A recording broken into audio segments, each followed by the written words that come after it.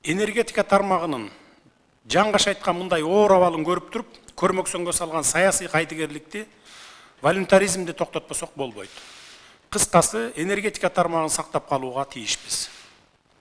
Аны сактап калуу үчүн көптөн бери топтолуп, бирок чечилбей келген көйгөйлөрдү чечүүнү ниет кылып, биз чечкиндүү аракеттердин баарына барууга даярбыз.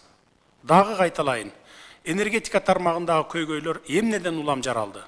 Түз эле айтайын, 30 жылдан берки айрым атка минерлердин жеңил ойлуу саясий чайкоочулугунун айынан, эптеп эле уурдап калууну көздөгөн алдым жуттум мүдөлөрүнөн улам ушундай акыбалга кирептер болдук. Проблемалар өз маалында чечилбей, убакыттан кыйла уттурдук. Эскертип коеюн, биз эми мындай шалаакылыкка экинчи жол бербейбиз. Биз эптеп эле элди алдап алагды кылуудан алыспыз. Ошол эле маалда биз болжоп пландаштырып жаткан энергосистемасындагы реформалар эл журтка оорчулук келтирбей, залалы тийбеши керек. Эми электр энергиясынын тарифи боюнча маселеге токтолоюн. Турмушу начар, аз камсыз болгон үй бүлөлөргө 74 тыйын.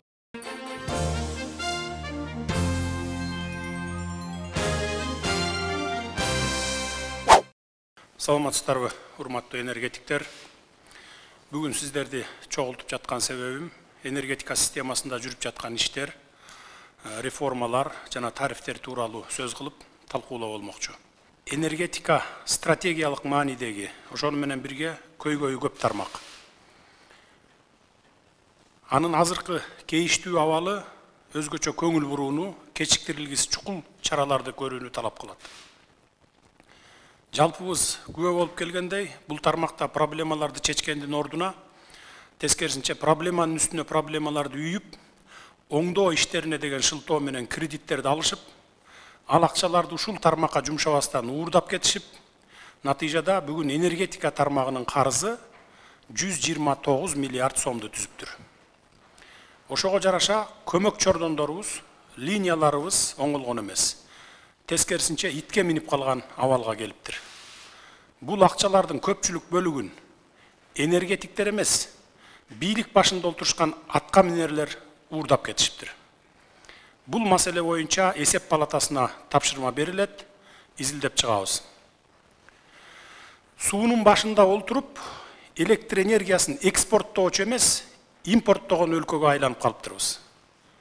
Ушул тапта Казакстан менен Өзбекстандан алып жатабыз. Бул кыргызстандыктар үчүн өтө уят көрүнүш. Эми мындан ары бул системага бир тыйын карыз албай, тарифтерди өзгөртүү жолдорун колдонуп, өз күчүбүз менен кризистен чыгып кетүүнүн жолдорун издеп жатабыз. Албетте, түшүнүгү тайыз, же жакшы түшүнүп турса да популисттик кылып, эл үчүн күйүп бышкан саясатчы болуп көрүнгүсү келгендер, массалык маалымат каражаттарынын беттерин бербей, капталдан чыгышат. Тариф саясатын сындап.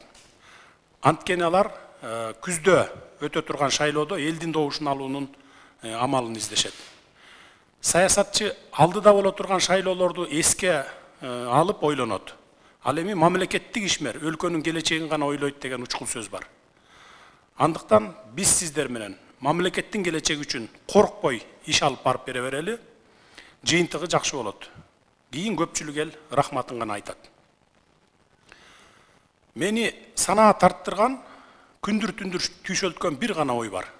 Ал ой 10 январдагы президенттик шайлоодо билдирилген 2021-жылдагы. Анан 11 апрелдеги добуш берүүдө экинчи жолу тастыкталган калың элдин ишенимин, үмүт тилегин канткенде актай алам деген ой. Кыргызстандын энергетика тармагы бизден мурунку муундардан мураска калган, ошолордун караандай мээнети, маңдай тери менен түптөлгөн эң зор байлык эле. Бүгүнкү күндө энергетика тармагы эмнеге мындай өтө оор абалга туш болду? Эмне себептен анын терең кризиске батышына жол бердик? Эми аны канткенде сактап калабыз? Бул суроолор баарыбызды кыжаалат ойго салып, кабатыр кылчу суроолор. Энергетика тармагынын жаңгаш айткан мындай оор абалын көрүп туруп, көрмөксөнгө салган саясий кайдыгерликти, волюнтаризмди токтотпосок болбойт. Кыскасы, энергетика тармагын сактап калууга тийишпиз. Аны сактап калуу үчүн көптөн бери топтолуп, бирок чечилбей келген көйгөйлөрдү чечүүнү ниет кылып, Биз чечкиндүү аракеттердин баарына барууга даярбыз. Дагы кайталайын, энергетика тармагындагы көйгөйлөр эмнеден улам жаралды? Түз эле айтайын, 30 жылдан берки айрым атка минерлердин жеңил ойлуу саясий чайкоочулугунун айынан эптеп эле уурдап калууну көздөгөн алдым жуттум мүдөлөрүнөн улам ушундай акыбалга кирептер болдук. Проблемалар өз маалында чечилбей, убакыттан кыйла уттурдук. Эскертип коеюн, биз эми мындай шалаакылыкка экинчи жол бербейбиз. Биз эптеп эле элди алдап алагды кылуудан алыспыз. Ошол эле маалда биз болжоп пландаштырып жаткан энерго системасындагы реформалар эл журтка оорчулук келтирбей, залалы тийбеши керек. Маселенин ушул жагында дыкаттык менен карап жатабыз. Өлкөнүн саясий жетекчилиги жана энергетика министрлигиндеги жаңы команда бул багытта өтө маанилүү маселелер менен алып урушууда. Бирок бул жетишсиз. Энергетика багытындагы бүгүнкү жагдай бүгүн эле жаралып калган көйгөй эмес, башкаруучулардын 30 жылдан берки шалаакылыгынын натыйжасы экендигин туура түшүндүрүп, алдыдагы иш-чаралардын маани маңызын элге жеткирүү үчүн бүтүндөй өкмөт, бардык министрликтер, акылы сергек жарандарыбыз жапатырмак аракеттенүүсү кажет. Бул максаттарды ишке ашырууга канчалык тез киришсек, буюрса жакынкы мезгилдерде суу таңкыстыгы, кычыраган кышкы суукта электр жарыгынын өчүп калышы сындуу терс көрүнүштөрдөн ошончолук бат арылабыз. Биздин пландарыбыз арбын, максаттарыбыз бийик, дымагыбыз күч. Ошол себептен биз келерки 2022 жылды энергетика жылы деп жарыялоону ниет кылып, атайын иш-чаралардын тартибин белгилеп жатабыз. Эми электр энергиясынын тарифи боюнча маселеге токтолоюн. Турмушу начар, аз камсыз болгон үй бүлөлөргө 74 тыйын кылып, чектөөнү алып салалы деген сунуш бар. Учурда аз камсыз болгон 110 миң үй бүлө бар экен. Бул социалдык жактан камсыз кылуу мекемесинен алынган маалымат. Жергиликтүү бийлик өкүлдөрү менен энергетиктер биргелешип дагы бир жолу тактап чыгышса, бул тизме дагы көбөйүшү мүмкүн.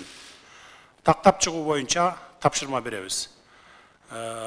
Кубанычбек Апышевич, бул маселенин башында өзүңүз координатор болуп турасыз. Областтын губернаторлору менен байланышыңыз, алар айыл өкмөттөргө тапшырма берсин. Bir айдын ичинде, bir айдагы көптүк кылат, 15 күндүн ичинде жергиликтүү электр энергиясынын кызматкерлери менен, электриктер менен дагы бир сыйра айылдарды кыдырып, шаар ичиндеги жергиликтүү бийлик менен дагы байланышып, bir сыйра кыдырып, дагы бир сыйра тактагыла. Кирбей калган, тизмеге кирбей калган үй бүлөлөр болуп калышы мүмкүн, аларды сөзсүз киргизиш керек. Бул көбөйүшү мүмкүн, кошумча болушу мүмкүн да. Ушул тапшырманы сизге беребиз.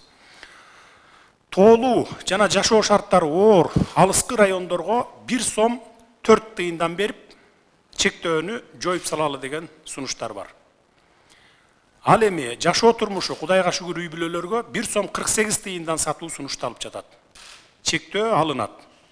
Бирок суунун тартыштыгына байланыштуу кышкы мезгилдерде 1000 киловатт сааттан ашса 2 сом 29 тыйындан болсун деген сунуштар бар. Бул бүгүнкү күндөгү электр энергиянын өздүк наркы ушул баага чыгып атат, 2 сом 29 тыйынга. Ушундай кылганыбызда дагы биз 2025 жылга барып, ошондо араң энергетикалык кризистен чыгат экенбиз. Эмне үчүн аз камсыз болгон үй бүлөлөр менен алыскы тоолуу райондордо жашаган жашоо шарттары оор үй бүлөлөргө арзан тариф сунушталып жатат деген суроо жаралышы мүмкүн. Анткени 30 жылдан бери аз камсыз болгон үй бүлөлөр менен жетиштүү жашаган үй бүлөлөргө деле бирдей мамиле жасалып келип, бүгүнкү күндө аз камсыз болгон үй бүлөлөр менен жетиштүү деңгээлде жашаган үй бүлөлөрдүн айырмасы асман менен жердей болуп калган. Мындан ары бардык тармактарда реформаларды жүргүзүүдө аз камсыз болгон үй бүлөлөр биринчи кезекте эске алынарына көңүл бурабыз.